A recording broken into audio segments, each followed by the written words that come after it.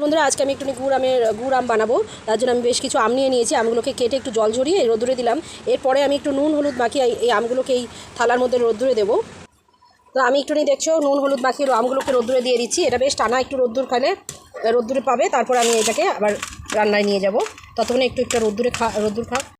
তো আমি এখান থেকে রোদ্দুর থেকে তুলে নিয়ে এসেছি। প্রায় বিকেলবেলা তুলেছি, অনেকটাই রোদ্দুরকে সারাদিন রোদ খেয়েছি। এই ফাঁকে আমি একটু সব রকম মশলা, যেটা গোটা ধনে, পাঁচফোড়ন প্লাস মৌরি এবং শুকনো লঙ্কা কটা ভেজে নেবো। শুকনো কড়াইতে ভেজে আমি গুঁড়িয়ে নেব।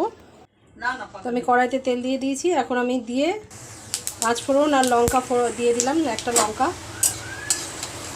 এরপর আমি গুড়টা দেবো। গুড় এখানে রেখেছি, আর এখানে আমি মশলাও ভেজে রেখে দিয়েছি। এদিকে মশলা ভাজা আছে। এদিকে আমি গুড়টা দিয়ে দিয়েছি, আর ওই গুড়ের বাটিতে একটু জল ছিল, ওটা ধুয়ে দেওয়াতে অনেকটা জল বেরিয়ে গেল। যাই হোক, এটা ফুটলে পরে আস্তে আস্তে টেনে নেবে। এখন কালারটা এরকম আছে, দেখো যত ফুটবে তত কালারটা আস্তে আস্তে চেঞ্জ হবে। তার মধ্যে আমি একটু নুন দিয়ে দিলাম। যেহেতু আমে নুন দেওয়া ছিল, নুন আর হলুদ আমে অলরেডি দেওয়াই ছিল, তো আমি ঝোল হিসাবে যেটা আর কি নুনটা দিতে হয় সেটা দিয়ে দিলাম। তো তারপরে এটা খানিকক্ষণ একটু ফুটতে দেবো। আশা করি ফোটার পরে এটার রঙটাও চেঞ্জ হয়ে যাবে আস্তে আস্তে। আমটাও আমার না ঝোলটা অনেকক্ষণ ফুটেছে। বেশ কিছুক্ষণ ফোটার পর আমি আমগুলোকে ওর মধ্যে দিয়ে দিলাম। অনেকে আছেন, আমি দেখেছি, তারা একটু কড়াইতে তেল দিয়ে আমটাকে একটু নাড়িয়ে নেন। কিন্তু আমিও ওই রকমভাবেও করে দেখেছি। আমটাকে যদি আমি তেল দিয়ে নাড়াই না, তাহলে পরে আমি দেখেছি আমটা কেমন একটু চিপসিয়ে যায়, একটু শক্ত শক্ত হয়ে যায়। সেই কারণে আমি আমটাকে তেল দিয়ে নাড়িনি। আমি ডাইরেক্ট তেলের মধ্যে ফোড়ন দিয়ে আমি গুড়টা দিয়ে ফুটিয়ে নিয়েছি। এবারে আমি ফোটার পর আস্তে আস্তে আমগুলো সব দিয়ে দিচ্ছি। আমটা দিয়ে আমি বেশ কিছুক্ষণ একটু ঢাকা দিয়ে রাখবো। ঢাকা দিয়ে দিলে কি হবে, আমটা ভালো মজবে। ওর ভেতরে যে সমস্ত মশলা ইয়েগুলো ঢুকবে, আস্তে আস্তে আমটা মজে যাবে, আরও ভালো লাগবে খেতে। আমার আচার প্রায় শেষের দিকে। দেখো এই যে মোটামুটি অনেকটা টেনে গেছে গুড়টা। এর মধ্যে আমি একটু মশলাটা দিয়ে দিলাম।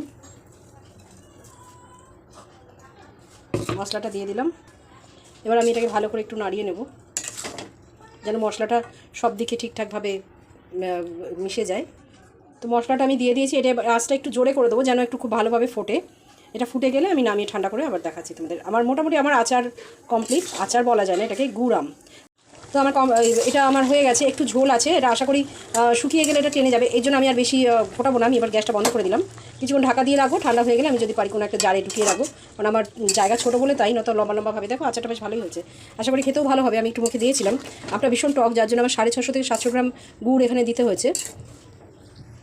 তো আজকের আমার রেসিপি এই। তো আমার আচার কমপ্লিট। দেখো আমি এটার মধ্যে ঠান্ডা হওয়ার পর আমি এটার মধ্যে জারের মধ্যে একটু ঢেলে রেখেছি। বিভিন্ন জারে একটু ঢেলেছি, এখানে একটু ঢেলেছি, বাটিতে একটু রেখেছি। তো যাই হোক, এই যে এখানে আমি করে রাখলাম। এই যে একটু ঝোল ঝোল টাইপের রাখলাম এই কারণেই যে কালারটা বাইরে দিয়ে বোঝা যাচ্ছে না, তবে এখানে বেশ ভালো কালারটা বোঝা যাচ্ছে। দেখো আমার আচার যেরকম আমি দেখালাম ওরকমই হয়েছে। আর ঝালটা একটুখানি হলে, মোটামুটি 5খানা থেকে 6খানা লঙ্কা আমি দিয়েছিলাম, আরও 2 থেকে 3টে হলে ভালো হতো, বাট ভালো হয়েছে, খারাপ হয়নি। আর নিজেরাই তো খাবো, এটা তো আর বাজারে বিক্রি হবে না। আর যেটুকুনি পারি আমি সেটুকুনি তোমাদের সাথে শেয়ার করেছি। আমি তো কোনো সেফ নই যে সুন্দর করে গুছিয়ে আমি ছাড়বো, তা যা পেরেছি তাই শেয়ার করেছি। ভাই কিছু মনে করো না, যদি ভিডিওটা দেখে থাকো তার জন্য অসংখ্য ধন্যবাদ। ভালো থাকবেন। আবার চেষ্টা করবো যদি পারি কোনো অন্য ভিডিও ছাড়ার। কেমন? ততক্ষণে টাটা।